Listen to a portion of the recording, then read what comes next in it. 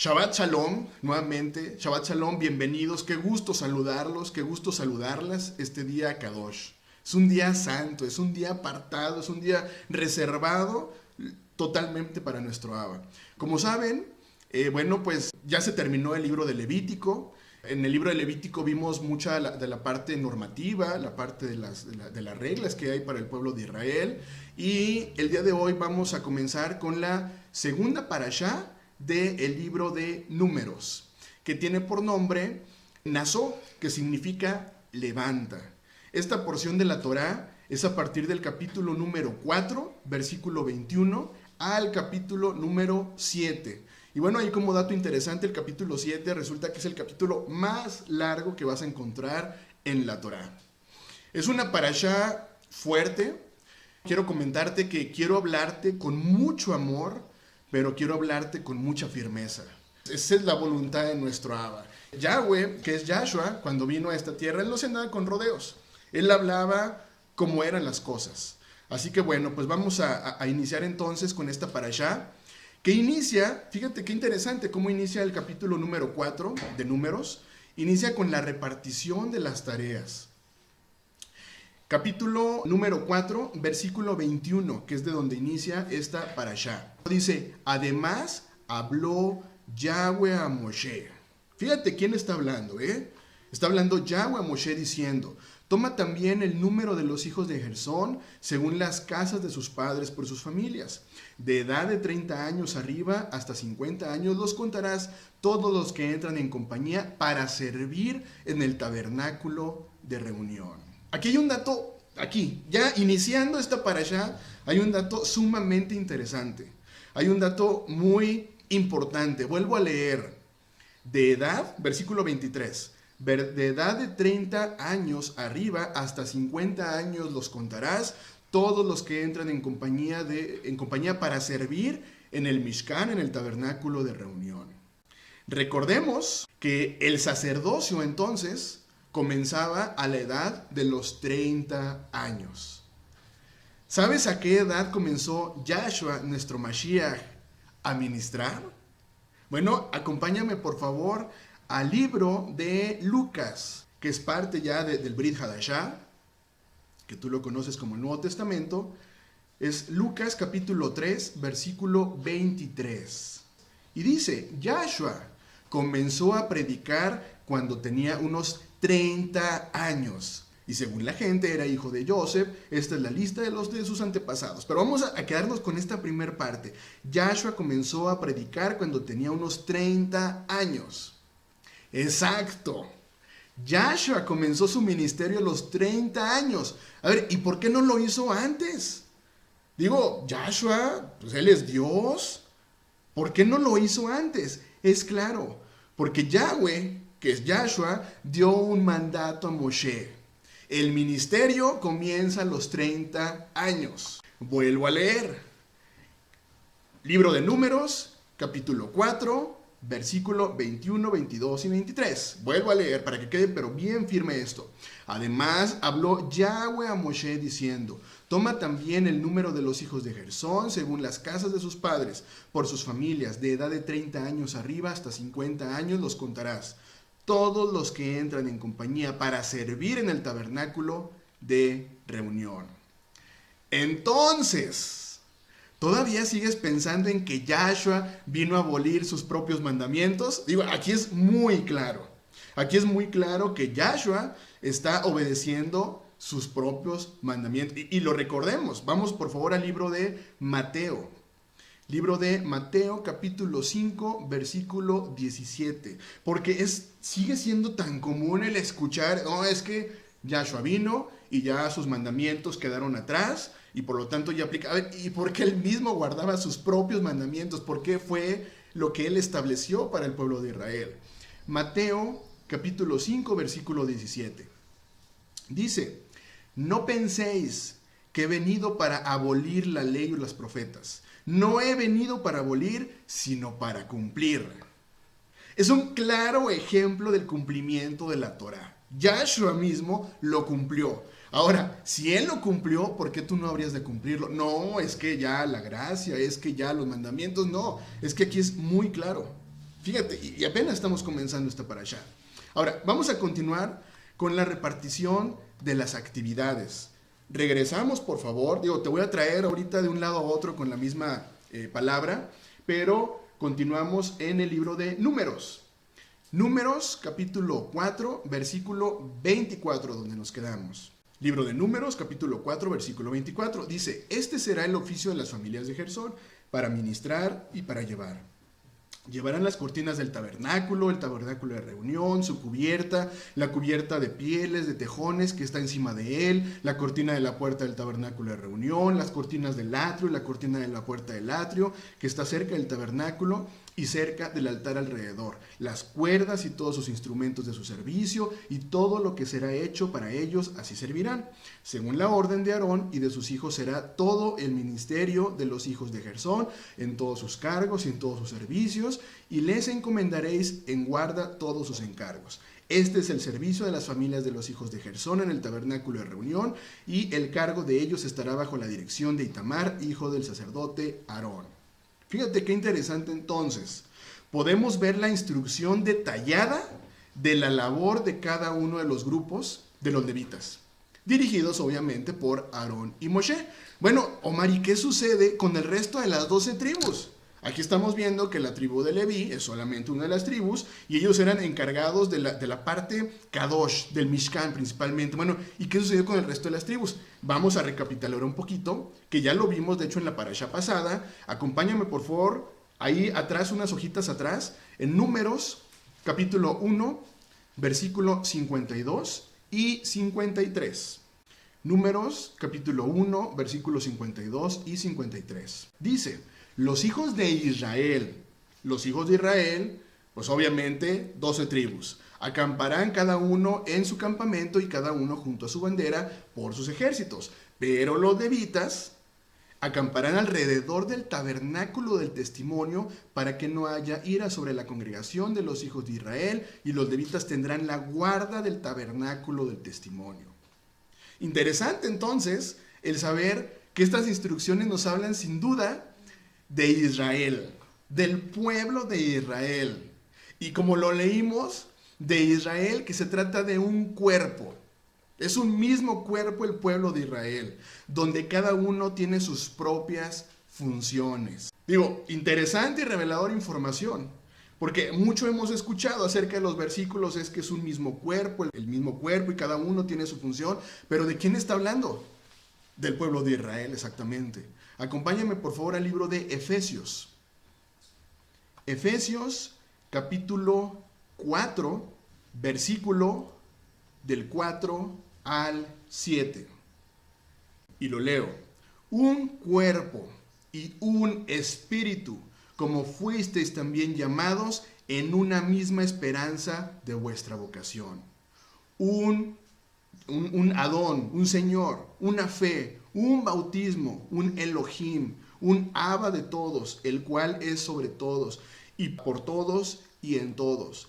Pero a cada uno de nosotros fue dada la gracia conforme a la medida del don del Mashiach.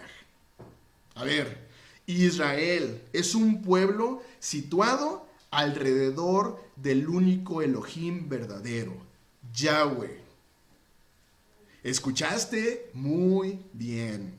Israel es el único pueblo situado alrededor del único Elohim verdadero, que es Yahweh.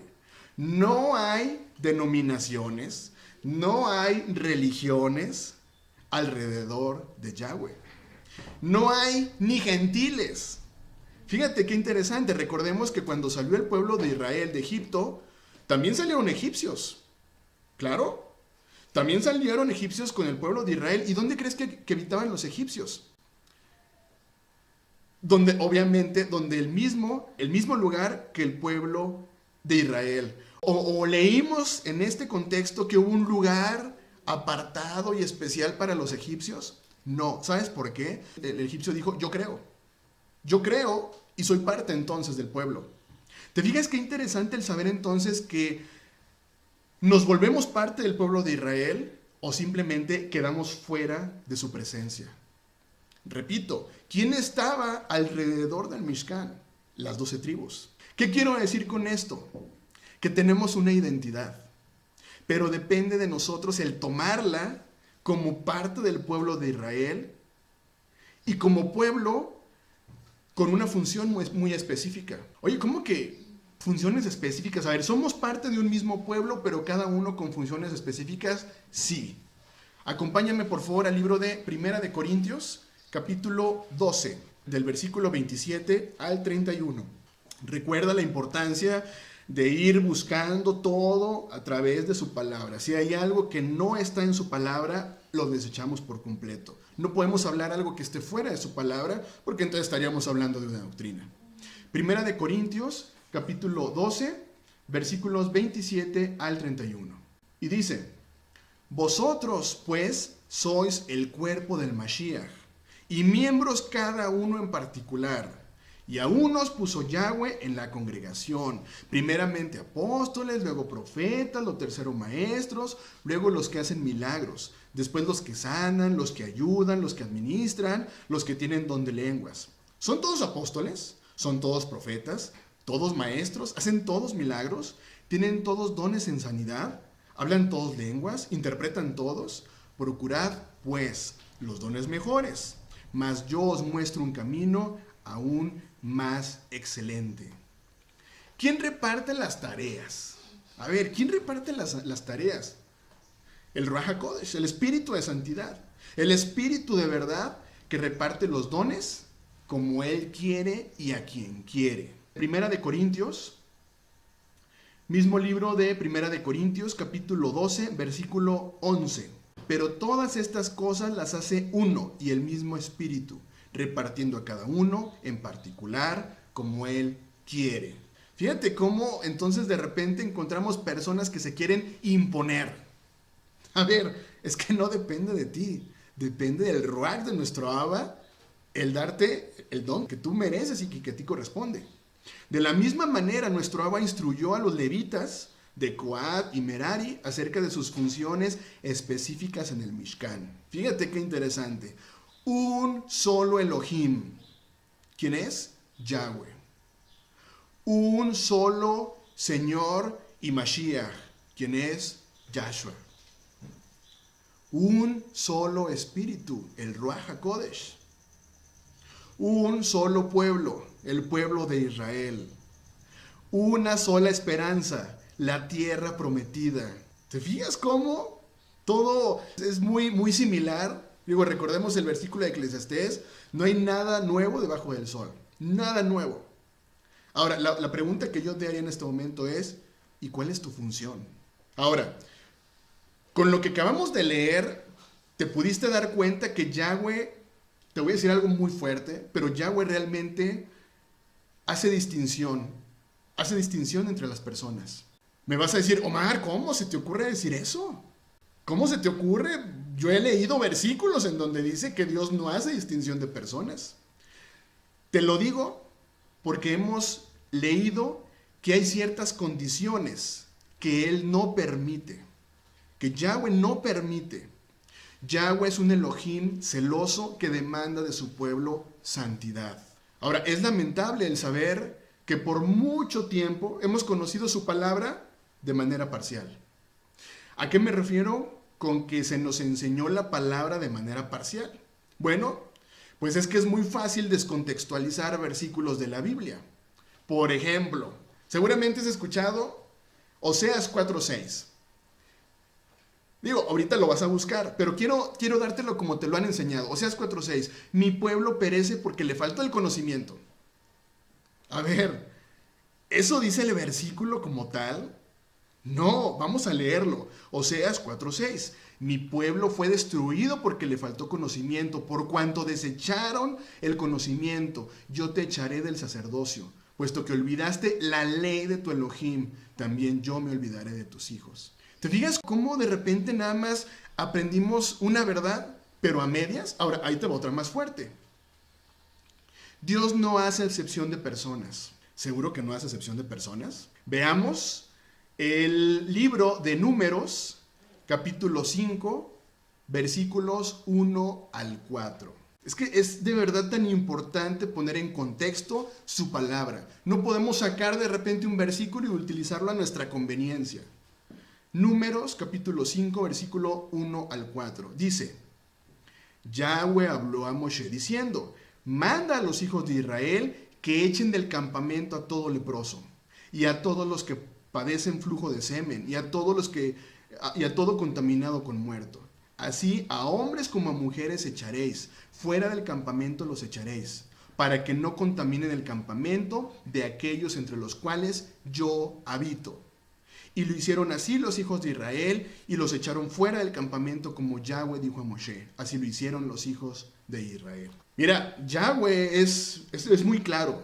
Si existe contaminación entre su pueblo, se tenía que sacar forzosamente el pecado. ¿Y sabes por qué? Porque Yahweh no habita entre el pecado. La presencia de Yahweh es para todo su pueblo. Claro que sí.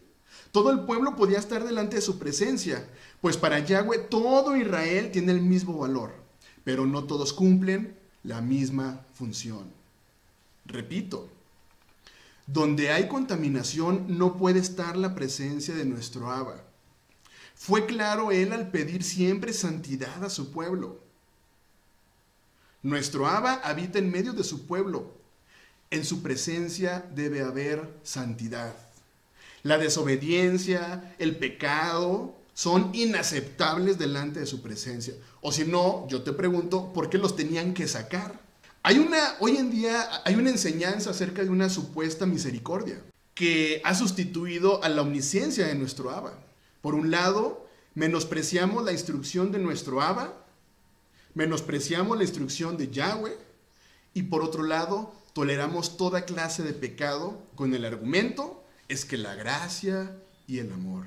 Yo te preguntaría, ¿no es hora de comenzar a revisar nuestra vida? Si queremos habitar delante de Yahweh, tenemos que vivir entonces vidas de santidad. No hay otra opción. ¿Qué hizo el pueblo de Israel? Repito, versículo número 4 del capítulo 5. Y lo hicieron así los hijos de Israel. Y los echaron fuera del campamento como Yahweh dijo a Moshe, así lo hicieron los hijos de Israel.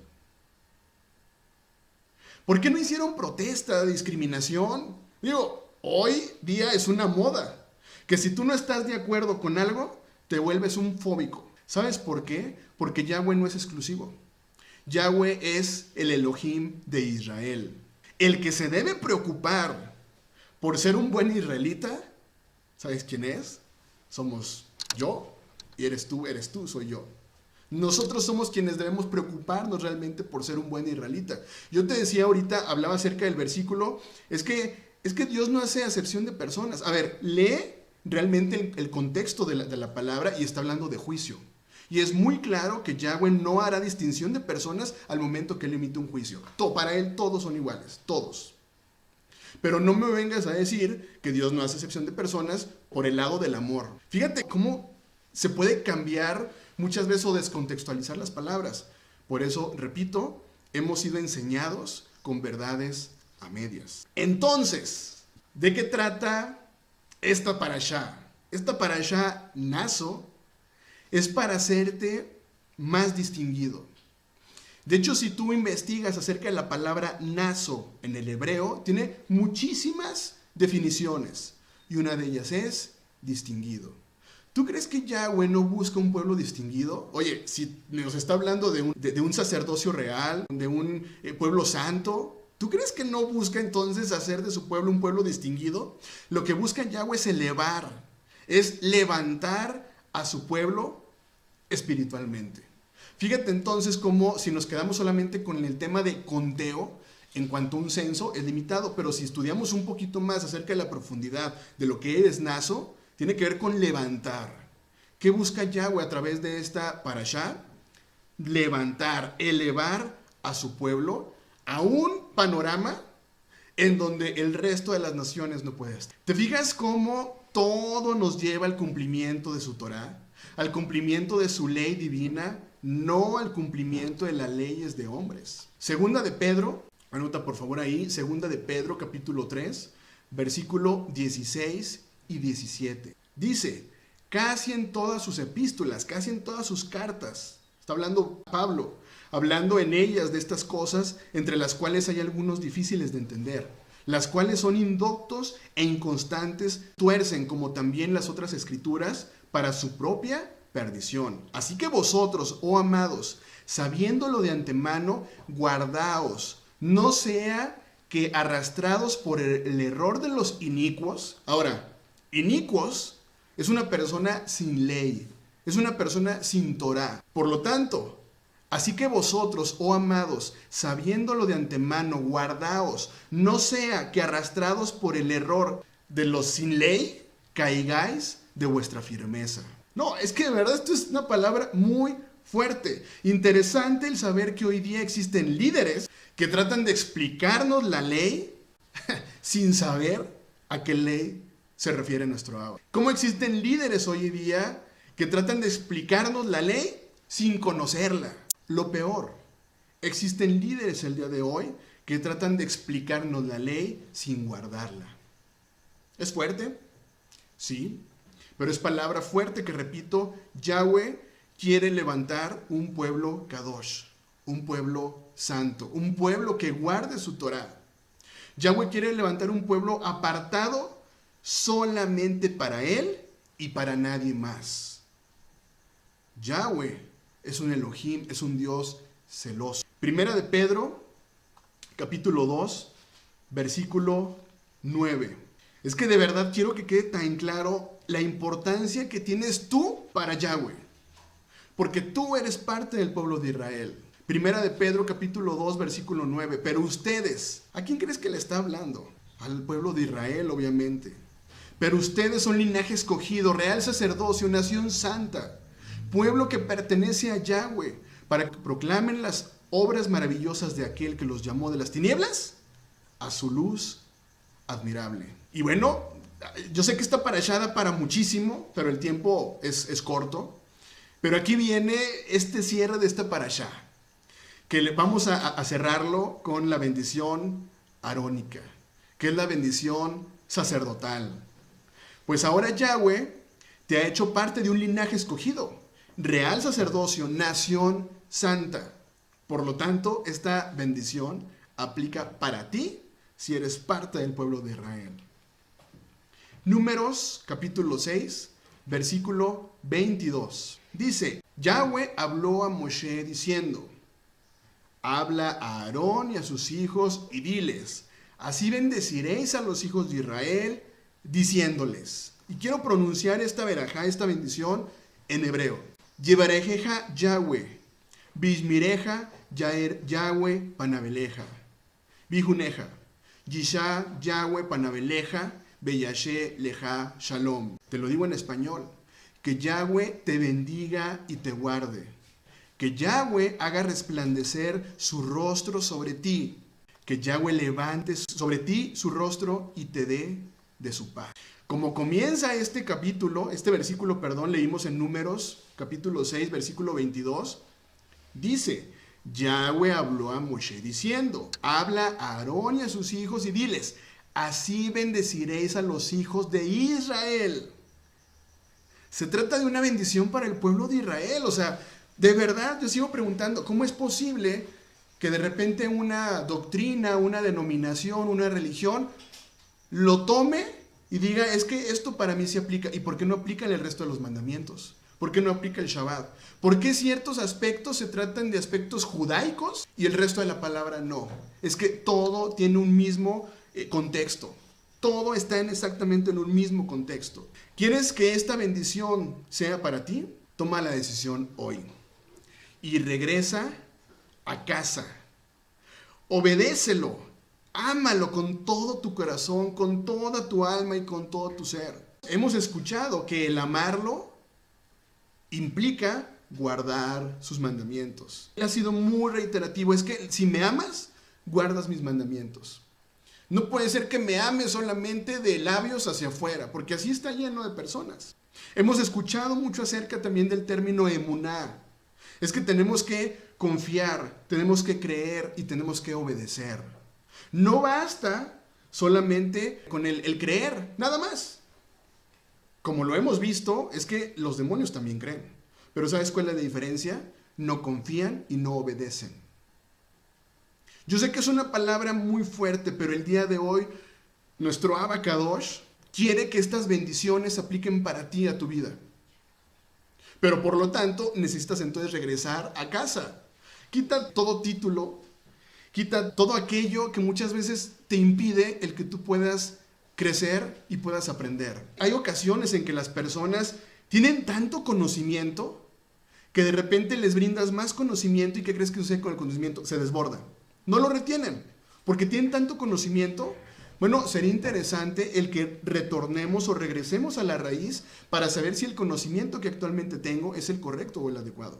Toma hoy la decisión de regresar a casa, obedécelo, ámalo con todo tu corazón, alma y ser. Shabbat Shalom, amada casa de Israel. Abro el micrófono para sus comentarios. Shabbat Shalom.